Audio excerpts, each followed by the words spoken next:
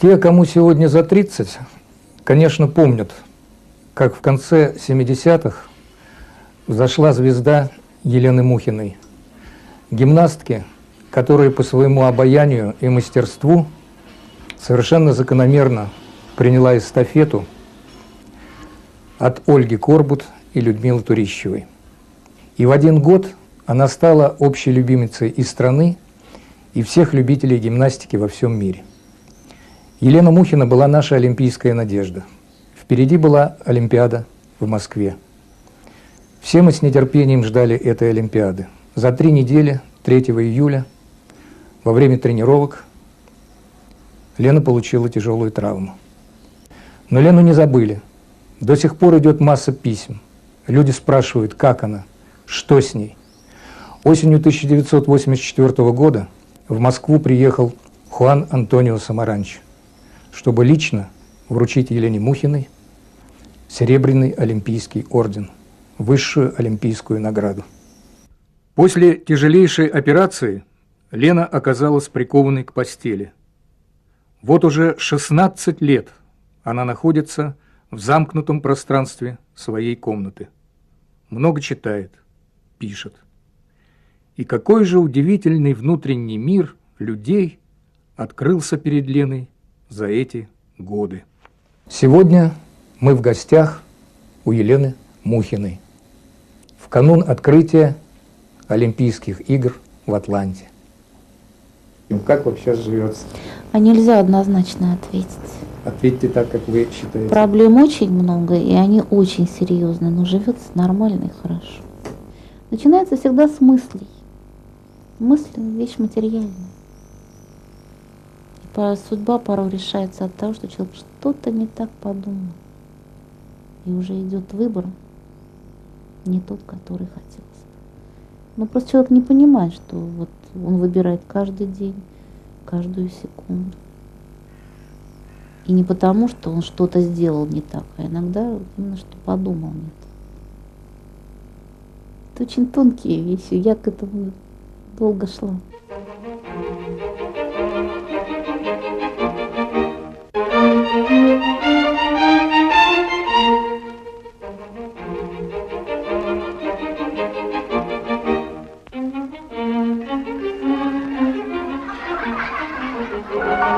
Шире шаг направляющий, вы ведете всю команду. Поприветствуем. Хоп! Молодцы. Не пропадать не должна ни на секунду. Самые красивые девочки у меня в мире, самые красивые. Молодцы. Спорт меня многому научил, скажем так. И там было очень много эзотерического. Я тогда этого не понимала, я училась. Училась сосредотачиваться, училась преодолевать себя. Это в жизни пригодилось. Правда, от того, что не было одного большого, другого, ну, как вы там вырежете потом все мои междометия. Вот не было основного, не было той опоры, на которую можно было опереться. И поэтому все эти знания пошли, ну, грубо говоря, со знаком минус. Они сыграли отрицательную роль в моей жизни.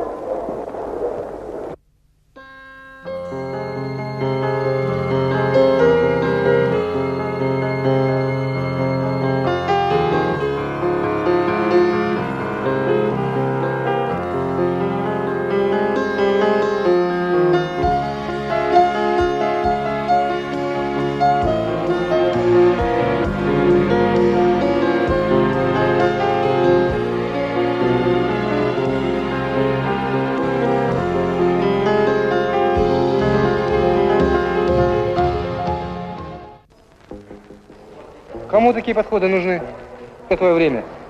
С таким поворотом. Тебе объясняли, там Арванна говорил, как делать поворот. Что главное в этом повороте? Можно не учить этому элементу, а человек, если знает, ему надо освоить, он подумает, какие отправные точки. Кровать принеси, что ли? Пришла работать, значит работай. Работай, трудись. Готовиться к тренировке.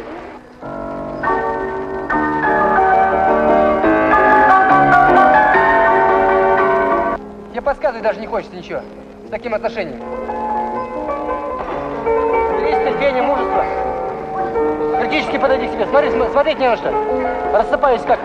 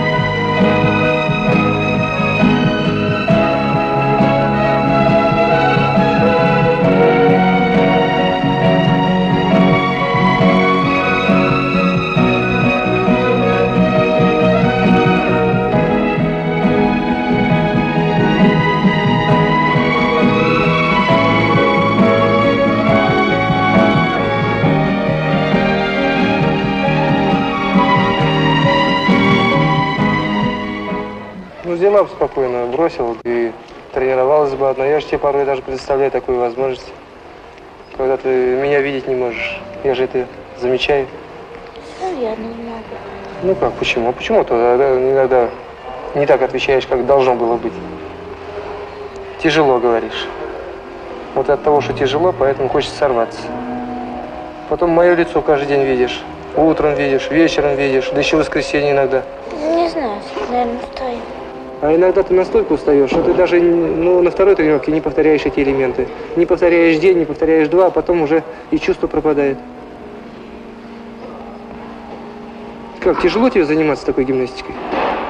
Все время тренер требует, давай, такой нехороший. А как иначе-то? Иначе надо отказаться от тех мыслей, от тех задач, которые поставила перед собой, и заниматься гимнастикой. Просто пришла в зал, позанималась, типа зарядки. Прошло 15 лет, и время было совершенно другое. Сейчас свободы побольше. А тогда это было какое-то совершенно как кошмарное рабство. Могу я, не могу, хочу. Уже не говоря о том, что хочу, не хочу. А речь шла могу, не могу. И не можешь, а кого это интересует. Вот надо, иди и делай. Я говорю, я вот сейчас просто пойду и разобьюсь. Разбивайся. Это никого не интересует. Это то, что касается непосредственно спорта, а чисто по-человечески. Это было жуткое унижение просто. Мне сейчас, как-то стыдно об этом вспоминать, потому что стыдно, как представить себя в той ситуации. Из меня сделали просто дерьмо. Так и говорилось, что ты дерьмо, а все, чего ты достигла, это я. Мне не хочется рассказывать об этом, потому что Я не хочу просто, ну не то, что о нем, а вообще о людях говорить плохо. Ну, к сожалению, вот это факты. Ну, а потом просто уже после травмы люди, которые тогда стояли у власти, мне сказали, ну, надо же, оказывается, ты действительно себя чувствовала настолько плохо, вот, насколько ты говорила. В это было так трудно поверить. Лер, приходится себя часто очень обманывать. Почему обманывать? Ну, потому что немножко сгустить краску, чтобы ты поняла, что тебе надо еще трудиться, и трудиться, и трудиться. У тебя есть моменты, над которыми надо работать. И у тебя действительно такие моменты есть. Реагируй. Я не знаю, что реагировать.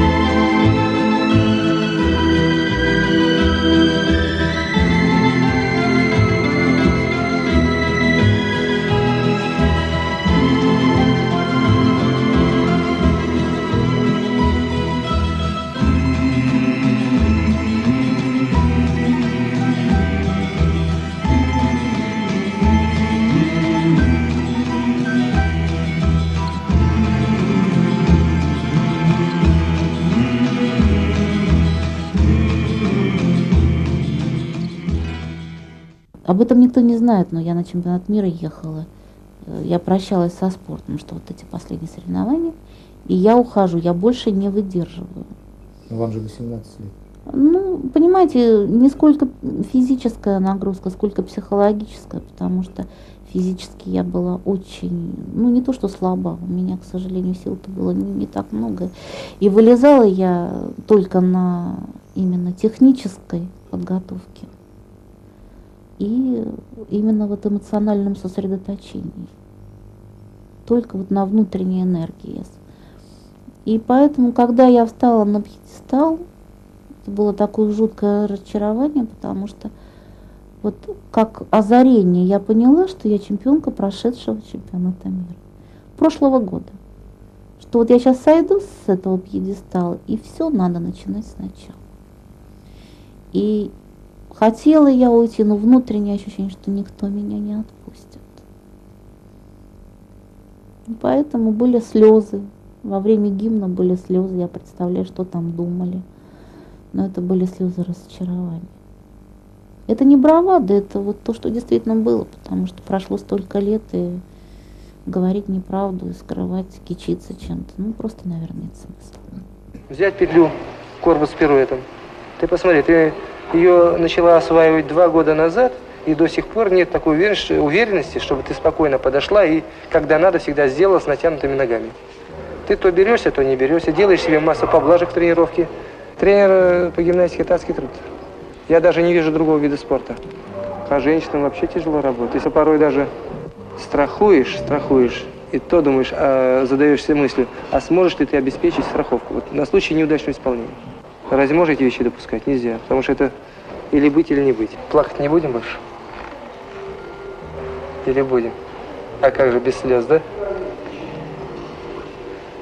Не знаю, мне иногда легче становится. Когда ты поплачешь? Да. Но если мы будем знать, что это действительно помогает твоей работе, будем прям планировать слезы в каком-то подходе или после какого-то подхода, но мы будем знать, что ты все равно это сделаешь, это тебе только помогает. Это как по нахватке магнезии. Немножко сырости и вперед.